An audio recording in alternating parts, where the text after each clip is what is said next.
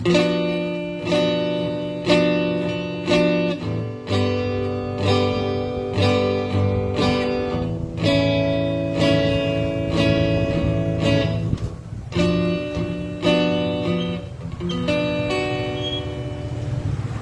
ระวิญญาณพระเจ้าสูงสุดเชื่อพระองค์สถิตที่นี่สำแดงพระสิริพระเจ้ายิ่งใหญ่พระวิญญาณพระเจ้าสูงสุดเชื่อพระองค์สถิตที่นี่สำแดงพระสิริพระเจ้ายิ่งใหญ่พระสิริอันทรงฤทธิ์จะปกคุมเราให้แม่น้ำของพระองค์ท่วมไหลให้แผ่นดินของพระองค์ของใจเราพระสิริอันทรงฤทธิ์จะเชื่อมาพระสิริเรื่องเราพระวิญญาณพระเจ้าสูงสุดเชิญพระองค์สถิตที่นี่สำแดงพระสิริพระเจ้ายิ่งใหญ่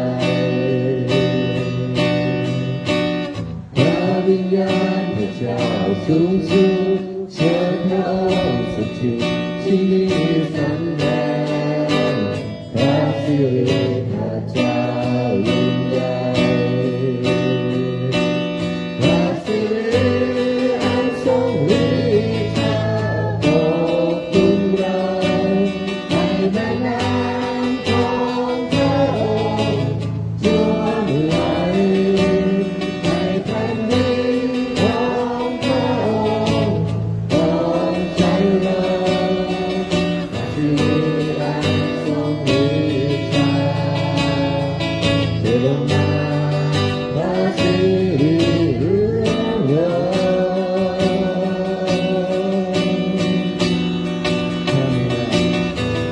ถ้าไม่ได้มาพระแต่สา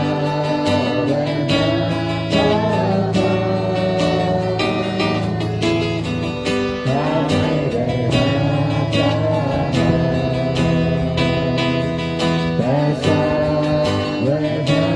พระอยากรู้จักพระองค์ต้องการพบพระองค์อยากรู้จักพระองค์ต้องการพบพระองค์โปรดเทพระสิริในที่นี้พระสิริอันทรงฤทธิ์จะปกคุมเรา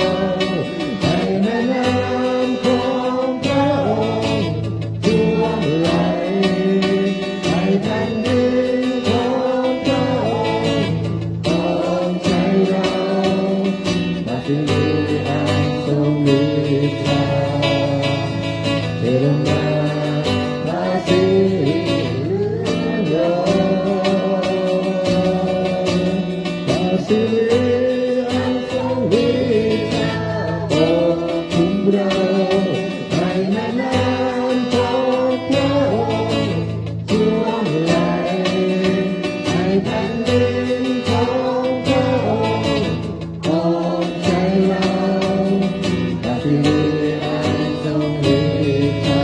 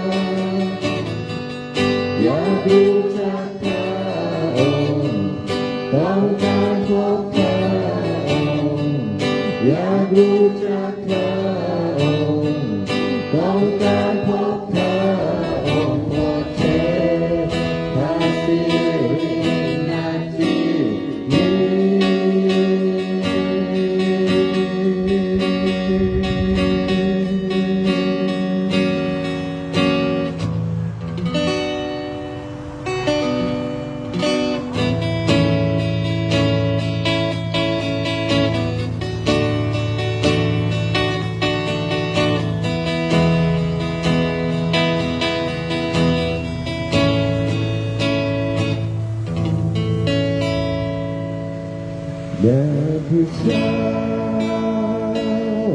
ด้วยคำสรรเสริญแด่พระเจ้า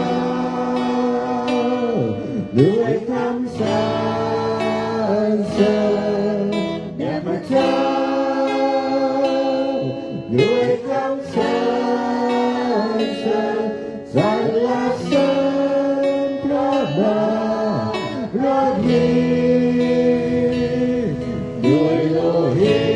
ตไฟชีวิตด้วยเท้าชุบชีวิตแด่พระเจ้าด้วยคำสรรเสริญสรรเสริญพระบารมีแด่พระเจ้าด้วยคำสรรเสริญแด่พระเจ้าด้วยคำสรรเสริญแด่พระเจ้าด้วยคำสรรเสริญสรรเสริญพระบารมีด้วยโลหิตไฟชีวิตด้วยเท้าชุบชีวิตแด่พระเจ้าด้วยคำสรรเสริญสรรเสริญพระบารมีด้วยโลหิตไฟชีวิต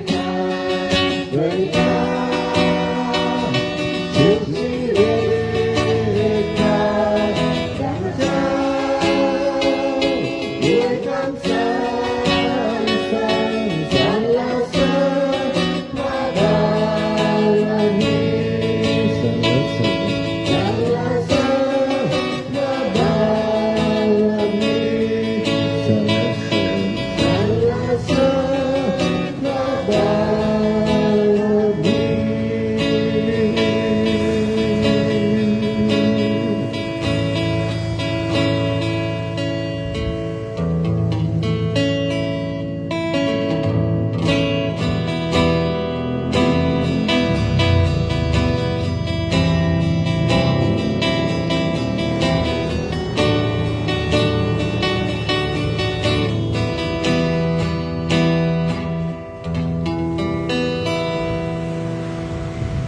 ทรงนำข้าทางลังชิมมอ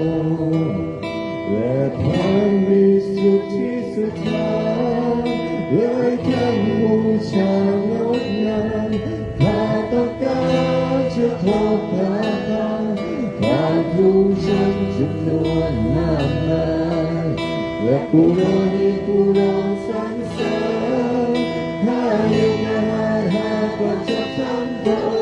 แต่จะพบได้ที่แห่งเดียวนำข้าไป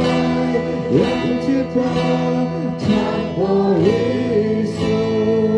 ทธิ์นำข้าไปด้วยโลหิตของพระคริสต์นำข้าไป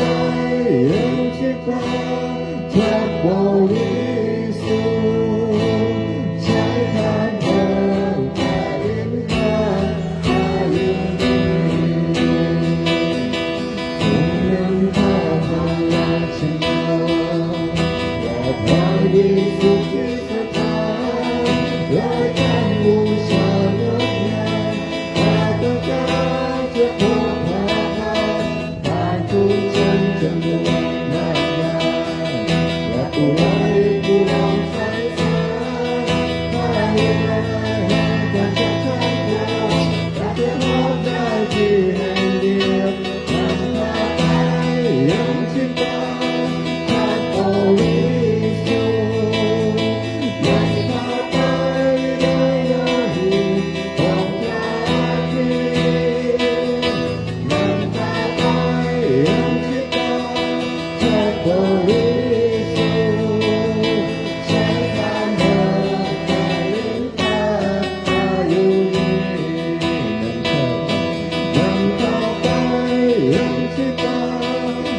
บริ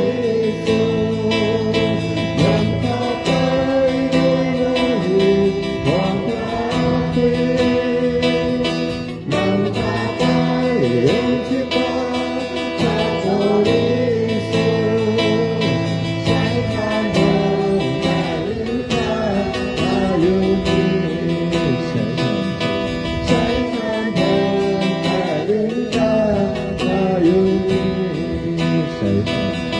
ใช้การเดินแต่ลิ้นข้า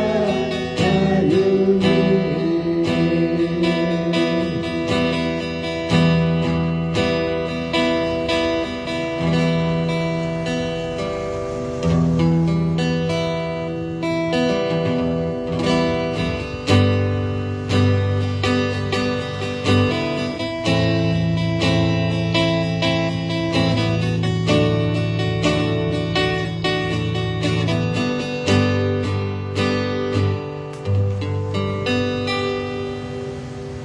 โอ้ข้ายกขึ้นมาสูงสุด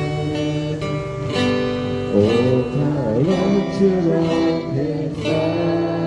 รเสริญพระเยซูทรงอยู่ภายในข้ายินดีพระองค์ช่วยให้รอด ดวงจากสวรรค์สู่โลกาสำแดงหนทางจากโลกาสู่กางเขนช้ำรักความบาปจากกางเขนสู่อุโมงค์จากอุโมงค์สู่สวรรค์โอ้ข้ายกพระนามสูงสุด